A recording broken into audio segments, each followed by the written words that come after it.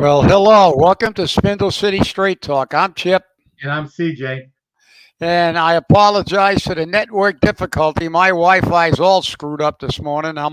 As you can see, if I'm blinding anybody with my head, I'm at my desktop. Didn't have time to adjust any lighting or anything, so I can already see myself like I look like I have an aura about me. But that's Well, we're having problems networks wide because our connection to YouTube was delayed. I mean, I left the logo up for 30 seconds, and it didn't. It only picked up the intro at the 15-second mark.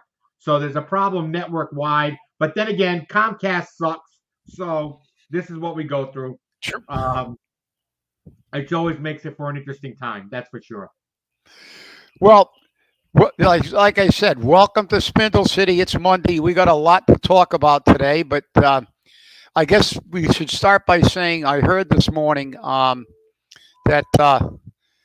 they've arrested two people in the shooting, I believe, and one person in the stabbing, and they're being arraigned. So, kudos to the police department for bringing the criminals in. But that segues into Paul's little thing that you talked about in your weekend flush about his crime stats. Oh, we're down 23.1% or something like that.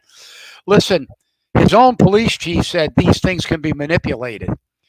Bottom line is, why did it go down 23? Are they saying that people with 6 warrants only have one now because if they want to add it, we know how they can manipulate figures. The reality is that you it's not what the crime stats say; it's what you perceive. We see bullets flying, people getting stabbed, and listen. And they're going to say, well, it's happening all over. Yeah, unfortunately it is. And it shouldn't be happening in this country. But it's his job to make sure that it happens as infrequently as possible and to have a plan. One thing I always know about Paul is he talks a lot and he says nothing. We've never heard a plan for anything that faces the city of Fall River, including crime.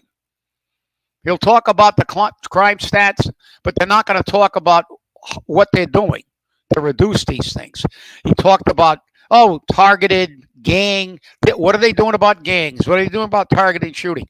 We deserve to know. You don't have to give us the, secret information about the undercover work or anything else like that. But it would be nice to know that you actually have a plan to do something. That there's some kind of refocusing. It's not just, it's just everyday normal policing. When a crime happens, we'll deal with it. No, we want to know what the hell's happening here. And this is the problem with Coogan. He talks all the time, and we're going to show about what he talks about, but what he says and what he does is two different things. I agree. 100%. I agree. We can't win for losing with this guy. And according to reports, the two people that were arrested on the shooting from Thursday are after the fact. So they still probably have a shooter out there. They got two, I guess, out of three. And according to what John Brandt said on local news outlets, when he saw them, and he used the term them, okay, they got out of the car. He stepped around the corner because he saw that they had guns and he didn't want to be hit by a stray bullet. They keep replaying that over and over and over again. And I guess the one that they're being charged, the two that are being arraigned this morning are being charged with after the fact. Either murder or conspiracy or whatever, something after the fact. And you got two of them off the street. Now, where's the third one? If there is a third. Yeah. That's the big question. Yeah. But crime is just getting to be ridiculous. I mean, last night we had a 70-year-old woman hit by a car on Broadway, hit and run. That's a crime. And according to what I've read, I guess the daughter posted on Facebook that it was her mother and she had a walker. And how could somebody miss someone with a walker? And it's not like it was pitch blackout. It's Broadway and William Street. So that tells you right where it is. Well, listen, CJ, this is it's unacceptable and inexcusable. Uh, Somebody being hit with a walker, and I mean, people running away. This is the problem. We've got we see this stuff, and we're talking about the crime stats. These things should be all over the newspaper, but just like the Democrats do all the time, they suppress all the negative stuff. When an illegal kills somebody, they don't say they're illegal. Oh, he's a resident of Athens, Georgia. Oh, and we know we've had elderly people mugged. That should be a concern for our empathetic mayor. We had the video. That's right. That should be a concern when elderly people are getting hit by cars and people take off, and they're being mugged on the streets. Listen, murder unfortunately happens, but if the murders are being precipitated by gangs and drugs, you've got to go to, I guess we got pseudo Kamala Harris for a mayor.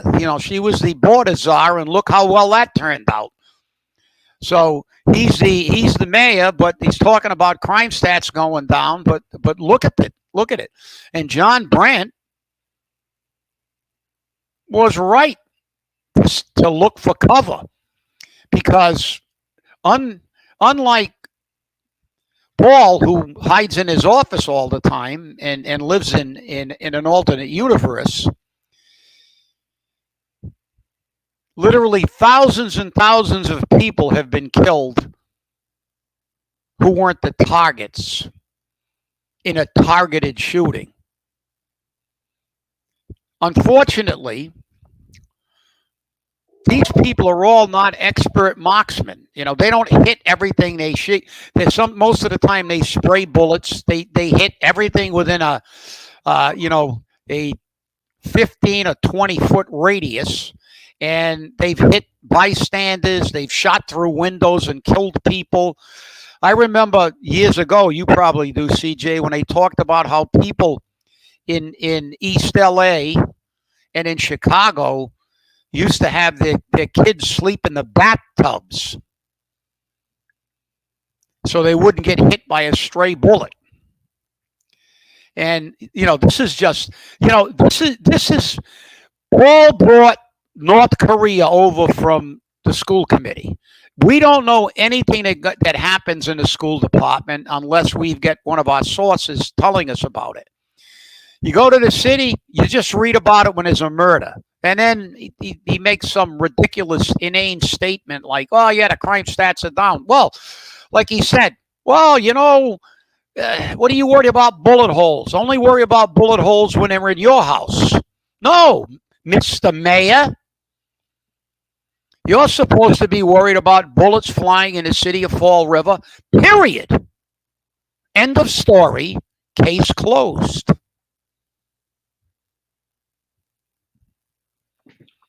Back to you, CJ.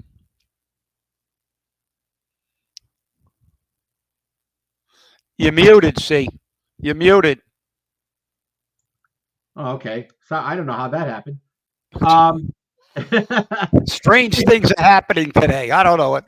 It's all crazy. We're haunted. The gremlins have got control of the system. The second murder that we had occurred on Tripp Street, and it was a roommate. Now, according to the press, the Tripp Street apartment the Tripp Street building is being used as a rooming house. Yet the mayor identifies it as a building with 4 apartments. And I'm going to quote him. I'm not the building inspector, so I don't know, but I will definitely have the building inspector look at this. He said that to Channel 10. Well, and then what he did was he went inside the building to inspect it with someone else. You're not the building inspector. What are you supposed to do to inspect the building? And to top it all off, the people that are in that building aren't even from Fall River. They were placed there by the Boston Rapid Rehousing Unit, which means those are the homeless from Boston, possibly. But they were placed there by the Boston Rapid Rehousing Unit. So, why can't we have a Fall River Rapid Rehousing Unit and put these people into apartments or into buildings like Boston did? Maybe we should send them to Boston. Boston sending them here. It's equal time, isn't it? Boy, I'll tell you something, CJ. This brings back so many memories about how this city never moves because they cover up everything, and it never changes because it always gets down to who's involved. If they're a player, if they're part of the clique, they get away with it. Because I'm going to tell you a true story, and I can corroborate it. And it was a long, long time ago because I spent probably most of my career as a chief, but I was a captain, and the chief of the department at the time was not happy with me because of my union activities, and he said he implemented a new pilot program where everybody was going to be taken off the line where I like to be fighting fires and put in the office in the Fire Prevention Bureau. So we would know how the people who in the Fire Prevention Bureau, what their daily routine was and stuff. But it was punishment. So they put me in. And my first day up there, I went in and said hello to the guys. And they said, all right, we're going to do this. We're going to do that. We're going to do this. And I was with an inspector. And, of course, so they said we were going to go out and do a CSC, a certificate of compliance, what we were going to do in the morning. So we were going to go to this building and check it to ensure that the smoke detectors were installed properly and everything. So we walked into that building, and it was a zoned area for 6 family and less. And we walked in, and it was a rooming house.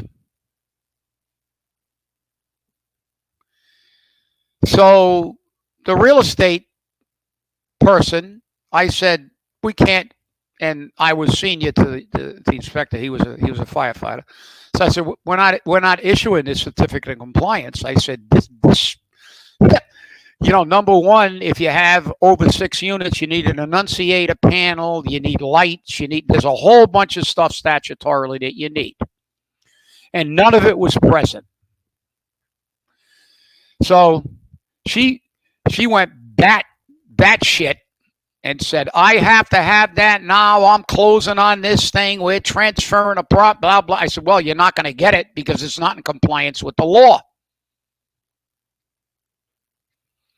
So we walked out and we did the rest of the day's work. And there must have been calls to City Hall, calls everywhere. And when we got back to the Prevention Bureau, I was called in by the deputy chief. And he said to me, what did you do this morning? I said, my job. Well, you didn't issue the CSC. I said, I can't issue the CSC. It's not in compliance with the law. I'm not going to do it. And then he said, well, you know who owns that? I said, I don't care who owns it. Well, apparently somebody who was selling that property was well connected. And guess what? The next day that program ended, they sent me back to the company. And I know they issued that CSC because the right person made the phone call. And that was maybe 100 years ago when I was a captain. So nothing changes in this city. Nothing. Because the politicians and the elitists always have a different set of rules. If that was some other schmo who did that, they would have been up his butt with a flashlight. They'd be in court. But let's see what happens with this one. But that's a true story. It's interesting that you should bring rooming house up because, again, we talked about the fact that this building on Trip Street is being used as a rooming house, and you brought up a realtor. Well, Yeah. I've got to digress here a little bit to the realtors because a decision was made that resulted from a class action lawsuit, which says that the realtors, the real estate brokers, and real estate salespeople were in collusion to fix the commission rates. That's why we've heard they've been at 6% for years across the board. Now, if the judge approves this, and they say they're looking at 3 months, not only will these property sellers be able to get some money back, it may only be $10 if enough people file, but they're going to get something back. But now you will be able to negotiate your commission with your salesperson or broker, which is going to cut the amount of money down that they receive. So it's good for the consumer. It's good for the property owner. It's not good for the real estate broker or the real estate agent. Real estate is not going to be the moneymaker like they thought it was for these brokers and these salespeople. I mean, a 1% commission isn't awfully big when you got to split it with 2 or 3 people. So I want you all to be aware of that because remember, if you sold a house recently, you may be entitled to get some money back. And in the next 3 months or so, you will be able to negotiate your commission with your broker. So remember, if I were you, I'd wait 3 months before I started selling my property because I want to be able to negotiate that price because I want the money in my pocket. That's good. And to get back to that original, I forgot. I got to add this to show you that. Well, you all know that I like research and I always do my due diligence. But after we left that building, the next stop was City Hall. It wasn't called Government Center then. They still called it City Hall. We went down to City Hall. I went up to the building department. I got the building inspector. We pulled the records on that house to see if there were any building permits or anything pulled to change that thing into a rooming house, and none had been pulled. Of course, there's going to be none because they wouldn't allow it because it wasn't zoned properly. But we dotted the I's, we crossed the T's, so if they wanted to prosecute this individual for doing something like that, they could. But as I said, the next day, they got rid of the problem, me. And there was never a prosecution, and the thing was definitely put out without compliance with the smoke detector law and the rooming houses. But this is the problem. The problem is there is only accountability for the regular people. For the rich, there's no accountability. They don't even have to pay taxes. They say, hey, come into Fall River. Don't worry about it. We'll let the taxpayer pick up 80% of your taxes. Well, yeah. Yep. And yeah, like Mr. X says, let's not forget the very late night attempted car breakers. Yeah, they don't even talk about that anymore. They don't even send a police officer. You got to file it online. And I understand the police are very busy, but still, is that in the crime stats? That's the whole thing. The thing is, look, there's no accountability at all. If you're the right person, you can do anything you want, and we know that. And this is the problem. That's why we've got to rise up in these next 2 elections. Look what's happening with the retirement system. He's just saying, I'm going to do this. The 2 people I appointed on the board violated their fiduciary and ethical obligation. And I'm going to they're going to do it. And he had 4 bobbleheads that said we were going to do it and go along with them. And he appointed somebody who has got, and it's not, I'm not being, I am not, saying I don't even know this guy. I know who he is. I know what he does. I know where he works. This guy is the very definition of conflict of interest because in order to be the fifth member of the retirement board, you can't have any business interests in the city. And believe me, where he works, there's a ton of conflicts there. Ton of conflicts. And I can guarantee you, when I start filing stuff, people are going to be getting out their microscopes and looking at this stuff, because this is just it's crazy. You just can't do stuff like this and ignore the law. They always get to ignore the law, but this time we're gonna push this, and we're gonna see what happens. And like I said, he works for a bank, and I have nothing against the bank. Actually, it's my bank, and I like the people who work in that bank. They give me good service. But that's got nothing to do with this. It's apples and oranges. So he not only manipulated the system and the law like he did with the ARPA money and with the budget. Remember when he used the law to circumvent the budget? Now he's trying to do the same thing with this, but the law is clear. Those two, one ex officio and one appointed, had a statutory obligation to not put this in his hands. And it says it right in that memo. They cannot abdicate solely to give it to a mayor or a board of selectmen. That is illegal. And that's exactly what they did. That's exactly what they did. And it also says that you have to interview. And I offered them that option. Crickets. Everything they did was to give it to him. And the next thing he does is he appoints someone who has extremely close personal and business ties. And he also has other people at that institution that are related to him, extended family. And there are a lot of questions about those things too. But that's the thing. They don't play by the rules until somebody holds their feet to the fire. And the problem is most people are not going to do it. But we're going to be running cake sales, bake sales, do whatever we do to pay the lawyer. But we're going to fight this till the end. Yeah. Oh, yeah. Okay. We're going to go. Thank you, Mr. X. We can segue. Claims of helping families.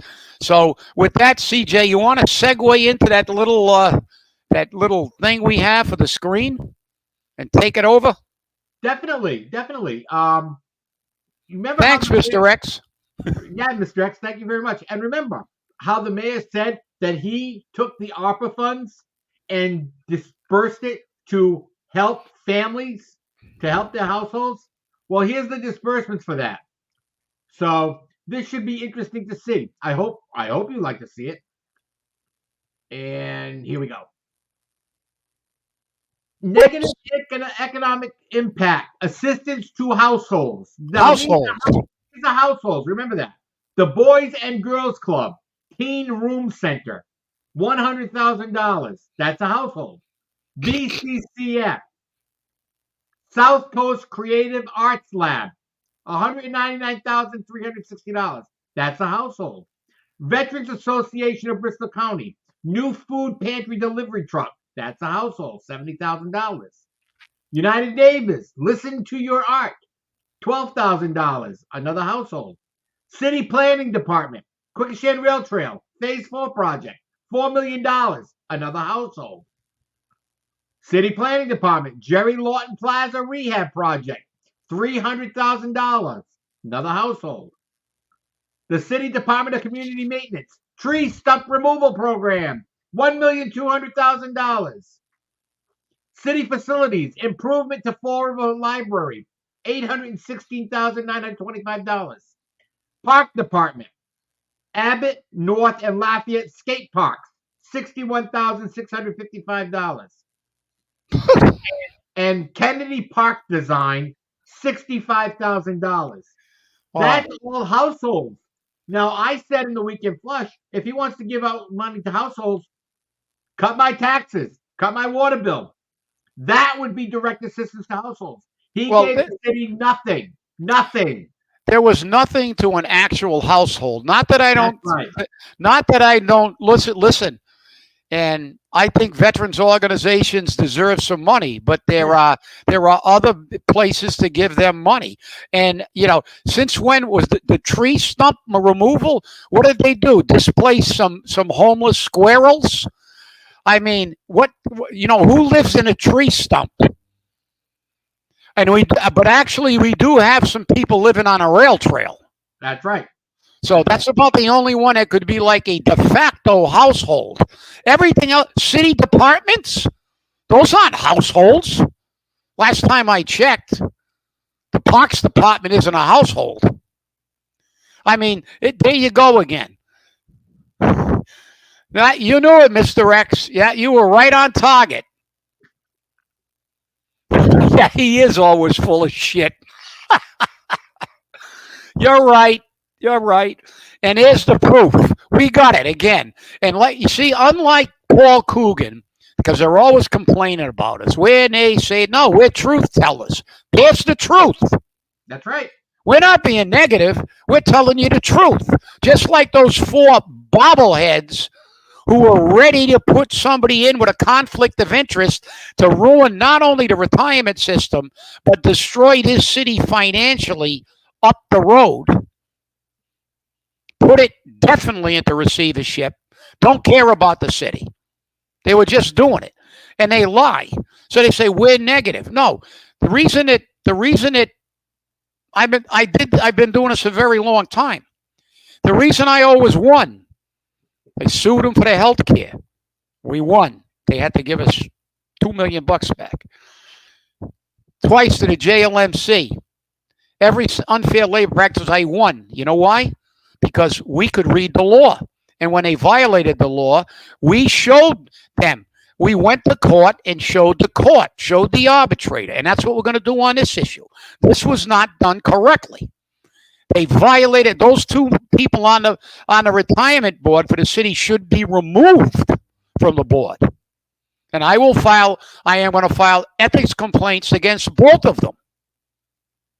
And the mayor, who did other things, which we'll save for after we show up at the council. But look, this is the problem we have in this city. I remember when, was it Brad Kilby said, oh, we got a lot of big decisions to make. Oh, we got a lot of big. Well, you had a lot of big decisions. You let them spend that money on and say it was on households, and he didn't do a damn thing for any households in the city of Fall River. But you're going to have a chance to make a hard decision at the next council meeting. You're going to have a decision to make. Are you going to side with the mayor and make us go to court and spend all kinds of money that we don't have? Retirement boards, $10 a year to belong to the association. And we have a Christmas party that we have to put in extra money. We don't have any money. We're going to have a GoFundMe page, bake sales, and everything else to pay for the lawyer. But we will do it. We will do it. We're not going to lay down for this. But are you going to go there and appoint this person who, number one, even if this was a legal move, he shouldn't be the appointee because of the obvious conflicts of interest here. But secondly, are you gonna knowingly violate your fiduciary responsibility to this city and to the contract you entered into to give people who work for this a viable retirement system?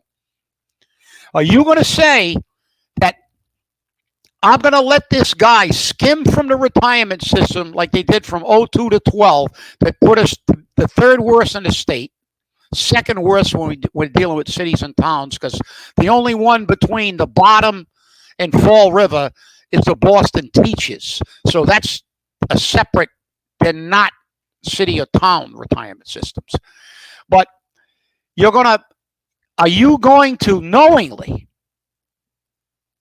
make our problem with the system worse? That could potentially reduce benefits for all the actives. How do you think the police retention rate's going to be? How do you think city employee rate's going to be when they come to Fall River, work, put a few years in and go, hey, screw this. I'm not going to retire out of this city. because all my time here counts toward my retirement. I'm going somewhere that's got a retirement system where I can actually get some benefits, and the city's not going to be broke.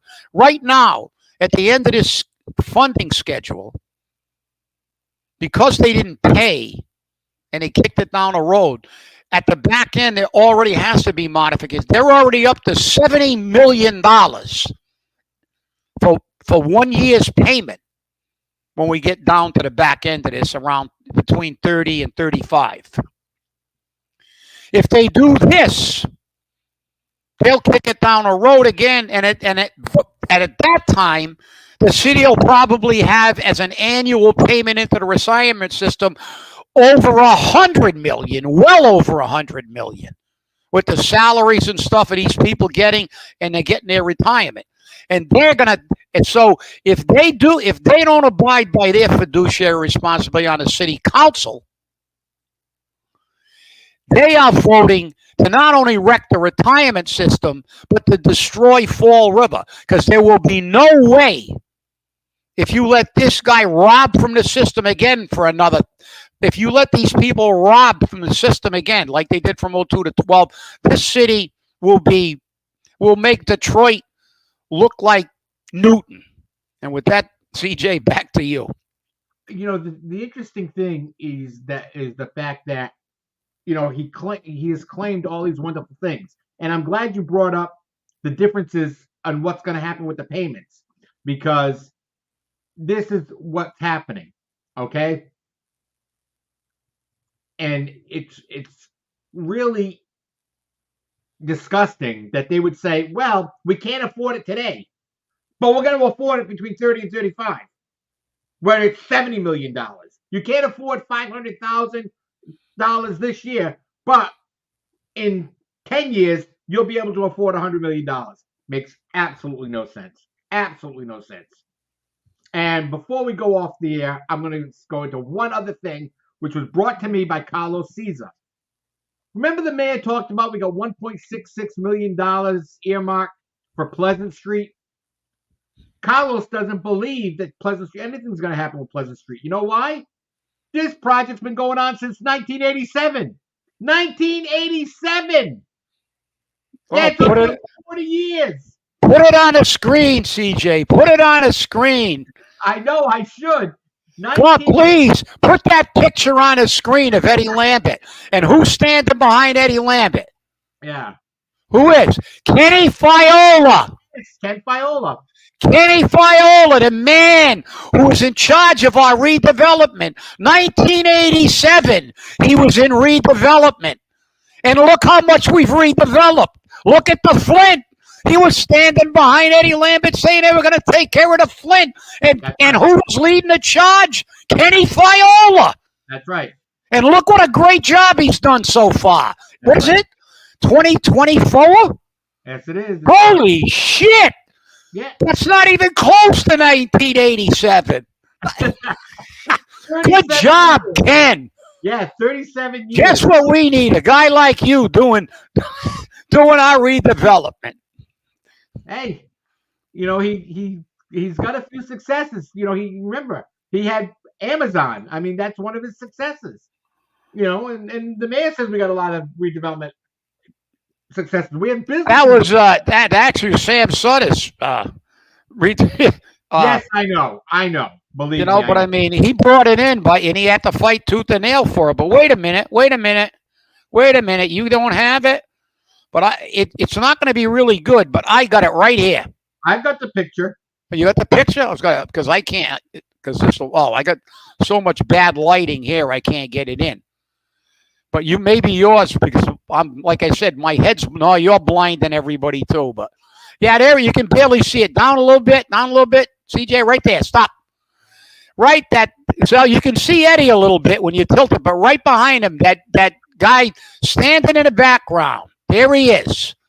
So again, we are telling the truth, because it never fears investigation. That's right.